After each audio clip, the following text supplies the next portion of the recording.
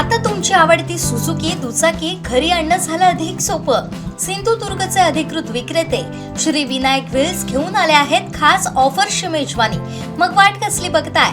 आजच आपल्या स्वप्नातील राईड बुक करा. पत्ता प्लॉट नंबर 92 MIDC तालुका कुडाळ जिल्हा सिंधुदुर्ग.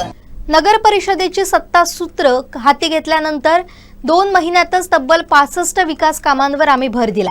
त्यापैकी जिमखाना मैदान आणि भुयारी गटारी योजना या दोन्ही कामांना अधिक प्राधान्य दिलं असून प्रोजेक्ट रिपोर्ट बनवण्यापर्यंत हे काम केलंय. त्यामुळे कोण काय विरोधात बोलतात यात आम्हाला रस नसून विकास कामं करण्यावर आमचा अधिक भर असल्याचं मत प्रभारी नगराध्यक्ष ॲडव्होकेट अनिल निरवडेकर यांनी व्यक्त केलंय.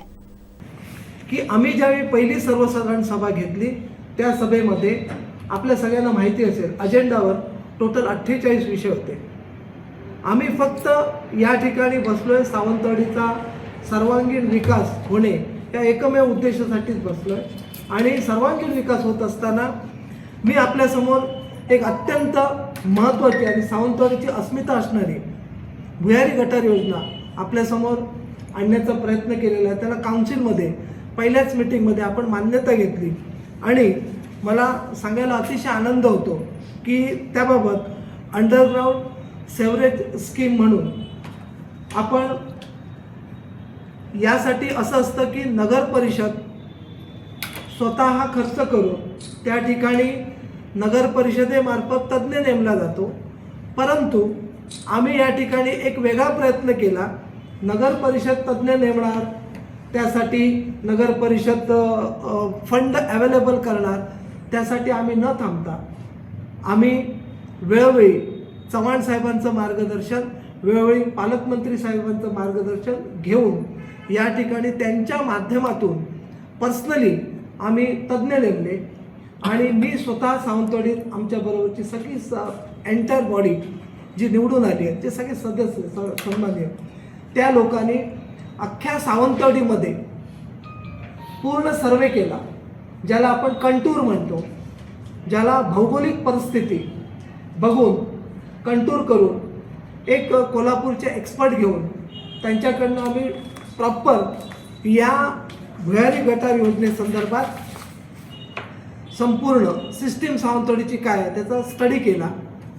इवन दो मी पर्सनली काही गोष्टी याच्यात जाऊन स्टडी केलेल्या आहेत, त्यांना घेऊन एक्सपर्टला घेऊन, आणि त्याप्रमाणे आपल्याला त्यांनी तज्ज्ञ म्हणून जो रिपोर्ट दिला त्यामध्ये सावंतवाडी शहराचा सर्वांगीण विकास होण्यासाठी 60 किलोमीटर ग्रॅव्हिटी सेवर नेटवर्क आपल्याला घ्यावं लागेल. आणि हे त्याने इस्टिमेटेड कॉस्ट दिले आहे. त्याची अंदाजित कॉस्ट होते 90 कोटी रुपये.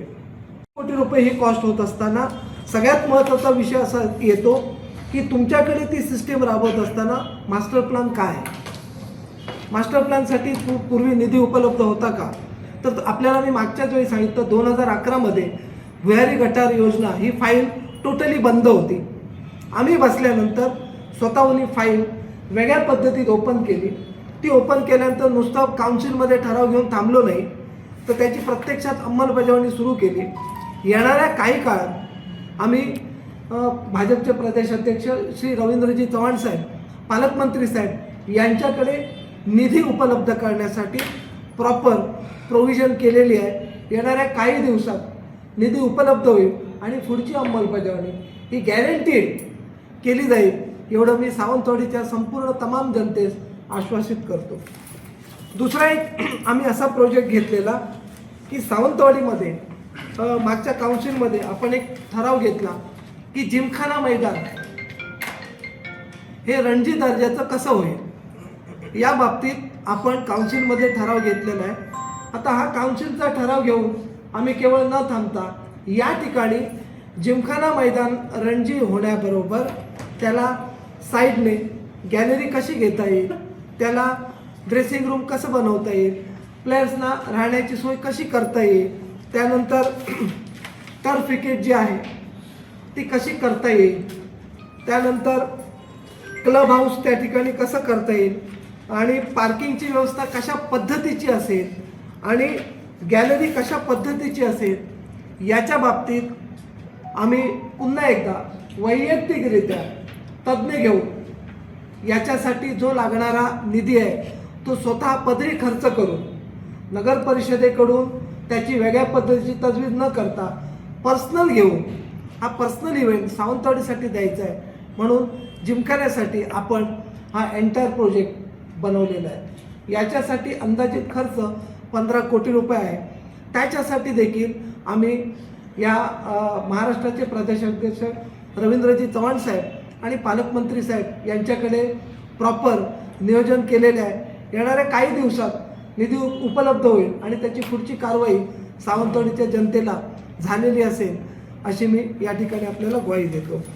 ही सावंतवाडीची दुसरी अस्मिता आहे। या ठिकाणी रणजी सामने जर झाले तर आपण विचार करा की सावंतवाडीची जी नवीन मुलं आहेत किंवा जी अपकमिंग जे क्रिकेटर्स आहेत त्यांना जर आपण इथे अशा पद्धतीचं जर ग्राउंड उपलब्ध करून दिलं तर त्या उपलब्धीनुसार एखादा इंटरनॅशनल सुद्धा प्लेअर होऊ शकतो। आपल्याला माहिती आहे आता स्कोप ऑफ क्रिकेट IPL म्हणा किंवा 2020 म्हणा स्कोप वाढलेला आहे। त्यामुळे आम्ही तो स्कोप देण्याचा या ठिकाणी प्रयत्न करणार।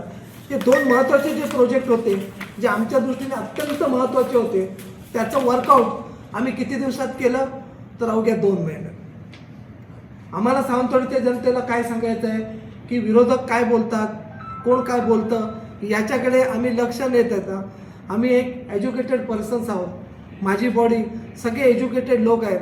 आम्हाला विरोधक काय बोलतात, कोणाला कशात इंटरेस्ट आहे, आम्हाला एकाच गोष्टीत इंटरेस्ट आहे, ओन्ली सावंतवाडीचा विकास। याच्या पलीकडे आम्हाला कशातही कसल्याही गोष्टीत इंटरेस्ट नाही आहे।